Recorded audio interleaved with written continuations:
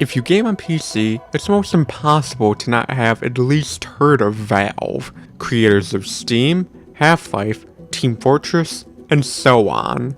To me, however, there's another pair of games that comes to mind when I think of Valve's glory days: Portal and Portal 2.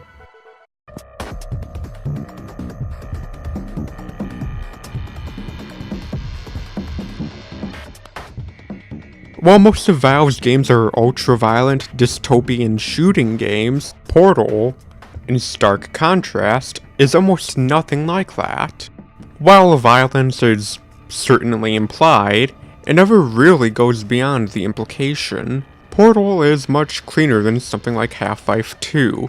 That's because Portal is a much more futuristic-looking, first-person puzzle physics game. Portal also deserves to be commended for having quite possibly the smoothest difficulty curve I've ever seen. Starting off, especially on repeat playthroughs, the game can feel almost mind-numbingly easy, but the further you travel into the depths of the laboratory, the more dangerous the world around you becomes, and the more agitated GLaDOS becomes.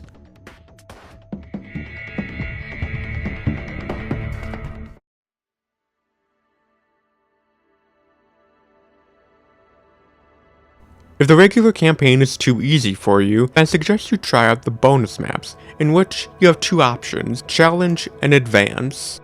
Challenge maps will give you certain stipulations to complete the test chambers under, such as using the least amount of portals possible, taking the least amount of time possible, and taking the least amount of steps possible. Advance is pretty much exactly what you'd expect, being significantly harder versions of previous chambers. And man, can they get challenging.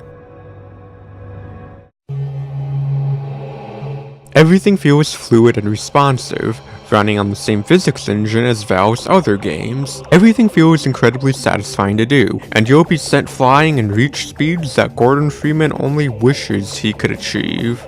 For as amazing as the feats that you can pull off in Half-Life can be, there's still nothing quite as satisfying as mastering the momentum system and reaching previously unreachable areas.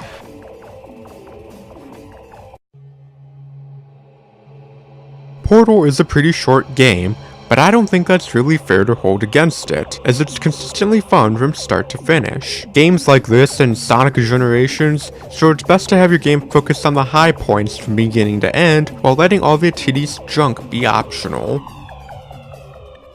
I am going to level with you. I originally also wanted to look at Portal 2 for this review. With how long these things usually take for me to put together, and considering the game in question I'm looking at next time, that will be saved for later, and be a review on its own. I apologize for splitting these up for such a seemingly arbitrary reason, but if you follow me closely, you likely have an idea of what's coming next and what a huge undertaking that will be. For the good of all of us, except the ones who are dead. But there's no sense crying over every mistake. You just keep on trying till you run out of...